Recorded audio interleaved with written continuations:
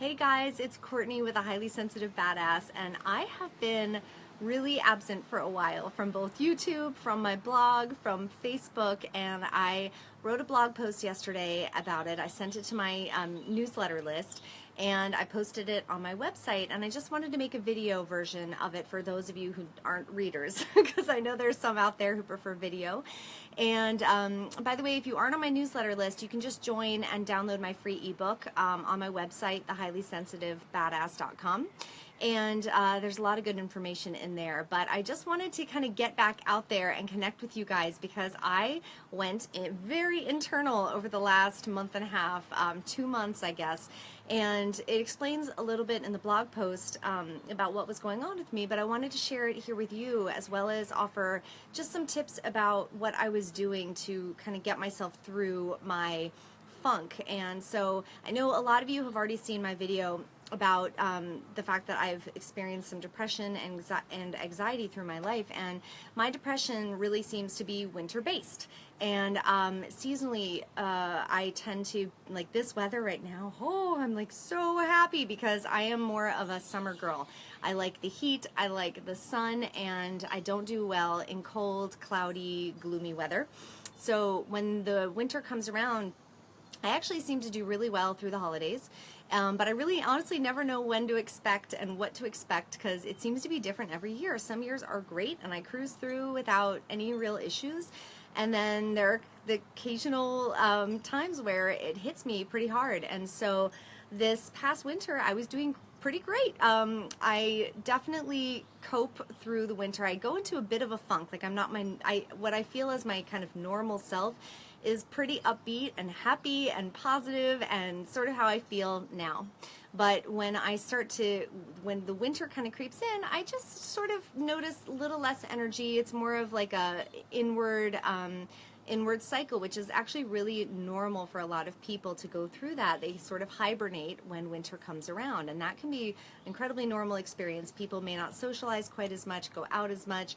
You may just want to stay home more and do more reading, that kind of thing. So that's really, really normal.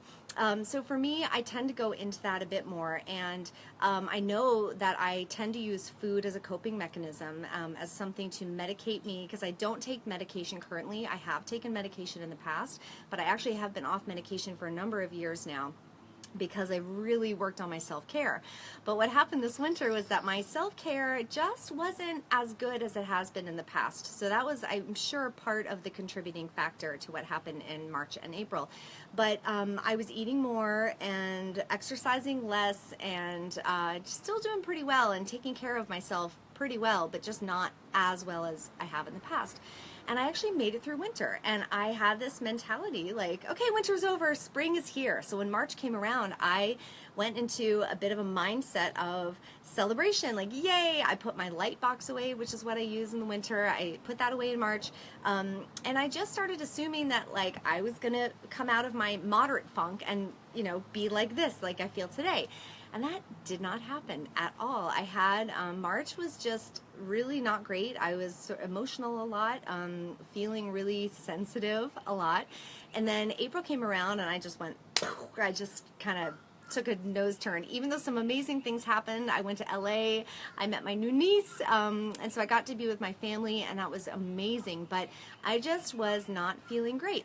And so I definitely experienced more depression. I was really like close to tears almost all the time. It would, if anyone asked me like, how are you doing? I probably would have been like, I'm, you know, crying. But I really was so close to tears. There are days where I was just sobbing. I was just really, really sad about things. And I was also withdrawing more. I really pulled away. So I pulled away from you guys too, right? I wasn't making videos on Facebook. I wasn't emailing my newsletter list. I wasn't writing blog posts. I needed the time to go through what I was going through. So I want to tell you a little bit about, now that I'm out of it and I'm really feeling so much better, I just want to share what I was doing with you while I was in it that I think might help you guys. So the first thing is, if you're truly depressed, I've been through this a lot, so I really know well when I need help.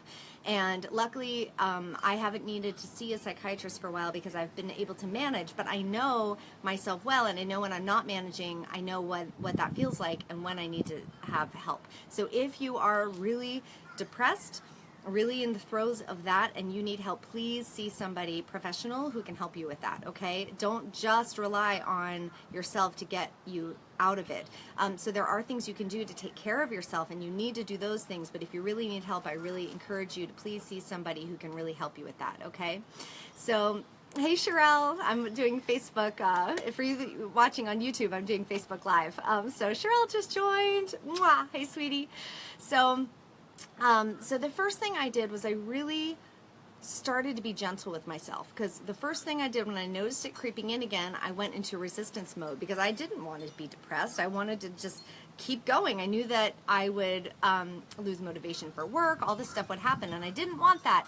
So I really resisted it at first, and I still was pushing myself with my normal amount of responsibilities. And ultimately, I really realized that I had to make room for myself to feel what was going on, and I knew that I couldn't push it down. I knew that I couldn't outrun it, and so it's really a fine balance between totally giving into something where it takes over, and then, you know, I think a lot of us fear that if we allow for something that we're just going to fall into this deep hole and never come out again.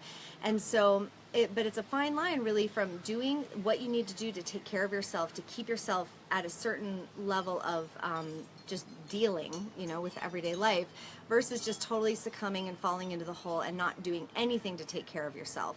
So what I ended up doing was just finding that gentleness and just letting go of some responsibilities that were draining me, because things became way more draining than normal when I was feeling depressed. So I let go of a few responsibilities, and I really kept the priorities that needed to, that my high priorities, like my coaching clients, were still a high priority. I was still showing up for that, showing up for my family and my kids, my husband, but I really let go of a lot of other stuff. And so I let go of some of the things that were really didn't feel joyful for me. Like, it really felt like a huge, tremendous effort for me to think of even writing a blog post, for example. So I gave myself a break, and I loved myself and gave myself the space to really just ease back and spend more time doing the things that would bring me the joy. And usually when I'm in my best, like right now, I'm making a video, that's in my joy.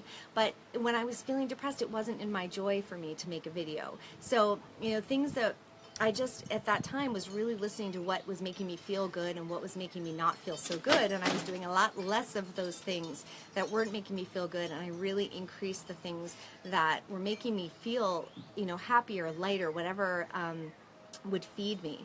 And so the gentleness, really letting go of those responsibilities, allowed for me to do some of the things that made me feel more joyful. And so the true gift of my depression, actually, this time around, was that it really brought me back to a lot of the things that were important to me that I hadn't been focused on quite as much as I would have liked to. The first one is food. Like I mentioned, in winter, my diet gets really challenging for me in winter. I started years ago, I had a health crisis, which is when I started to change my diet. And I did a great job, and my health came back, and I have felt amazing since then.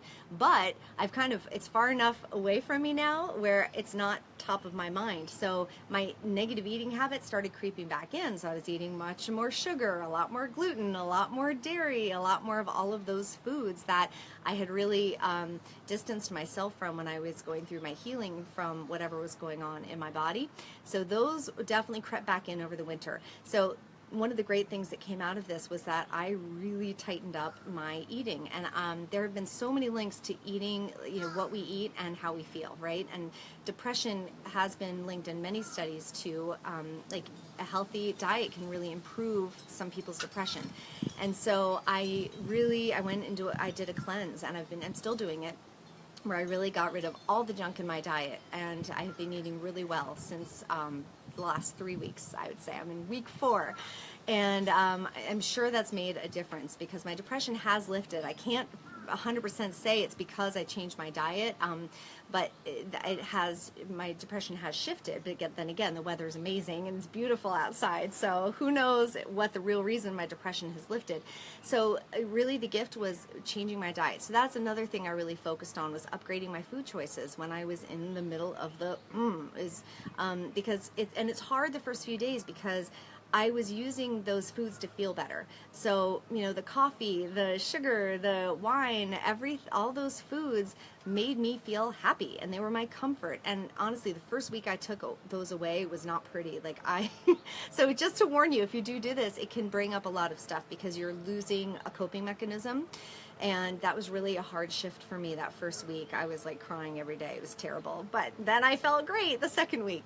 So look at your food. I think that's a really, really, really important thing to look at if you're feeling depressed and if you're just feeling low energy like I was. So that can help a lot. And then the third thing I did was I made that space to focus on myself more, and I added so many things in that really helped me shift. So one of the biggest things was I deepened my spiritual practice. Deepening my spiritual practice has been one of the biggest things that has helped me shift out of anxiety, big time. Anxiety has been helped so much by a deepened spiritual practice in general. But this time around, it really helped me connect with myself and connect with everything around me in a way that I didn't feel alone and abandoned. And so I was meditating. I'm still meditating a lot more. I've been doing more yoga, which is something I haven't done for a long time. So I started practicing Reiki again for myself, and I'm actually going to be bringing that into my work more and into my coaching, and I'm so excited about that. I started reading for fun. So normally I'm I love to learn. I'm such a nerd, and I'm just constantly reading nonfiction. So I started reading fiction and just listening to audiobooks that were just fiction, and really getting lost in books was so helpful for me. I definitely slept more. I made more room for, making healthy food, which makes me so happy. And so I started leaning into all the activities, and I went for walks. Like at any minute the sun was out, I went out and I just sat in the sun for a few minutes, and I called it my sun therapy. So I would just let the sun hit my skin, and it felt so warming and comforting. Anytime it was nice out, I was out for a walk. If I was on the phone with someone, I would go for a walk while I was on the phone. And yeah, Sherelle is saying on Facebook Live that she's noticing when she's not meditating and journaling. Yeah, she's off when she's not journaling and meditating. Yeah, and thank you, Sherelle. Journaling. I started journaling again. So these are all these activities that it's almost like I went on a retreat by myself in my house. Like I couldn't leave. My instinct was like I wanted to get out of here. I wanted to go for a retreat. I wanted to just immerse myself in all of this stuff somewhere else. But because I couldn't do that, I brought it home to me. And so it's like I kind of started this whole retreat on my own in my house as much as I could. And so these were the things that I just really focused on doing more of. Every day I thought, what can I do to feel good? And I would do as many of those things as I possibly could fit in my schedule that day. So, and I think it's been 2 weeks ago, things just lifted, and I had some clarity around some things. Like I think part of the depression became because I was really trying to force my business into doing this when it really just wanted to expand, and I wasn't allowing for that expansion. And so I think in some ways that depression allowed for this expansion of both me and my practice. So I don't know exactly why, but I do. I feel so much better now. And so I hope these things helped you or resonated with you. And again, you're not alone. And the other reason I want to share this is that I think people are so, they don't want to talk about it. And when we withdraw, we're not sharing with people, we feel really alone, like we're the only ones going through it. You are not the only one going through it. The other thing is, too, I know a lot of astrology people kept telling me like, oh my God, things are crazy right now with the energy. I might have said this already. Sorry if I'm repeating myself. But yeah, it's there was a lot of stuff going on. So if you're sensitive, you really might have been feeling that. And I know a lot of my good friends who are coaches and intuitives were feeling that as well. It wasn't just me. So I hope this was helpful. I would love to hear from you. So please comment below. You can, if you're on YouTube watching this, you can subscribe to my channel, and on Facebook, please comment below. And hey, Dave Harvey, I'm actually about to log off, but I hope you watch the rest of the video. But please comment below. I would love to hear from you. And I hope this was helpful. And I'll talk to you soon. Love you. Bye.